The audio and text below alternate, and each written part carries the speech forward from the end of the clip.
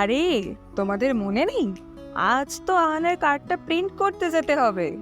Day 62 of customised invitation card design. তোমরা আগের দিনের ভিডিওতে দেখলে না যে আমি কার্ডের সেটআপটা পুরোটা করে ফেলেছি। এবার আজকে প্রিন্ট না করালে হয় বলো? দেরি হয়ে যাবে তো। তবে এইবারে আমি আর বাড়ি থেকে প্রিন্ট করাতে যাইনি। আমি ছিলাম দক্ষিণেশ্বরে, আবার ওখান থেকেই ট্রেন ধরে চলে গেলাম টুক করে প্রিন্টটা করাতে। আচ্ছা দাঁড়াও, ট্রেনটা ঢুকে গেল তো, তারপর বাকিটা বলছি।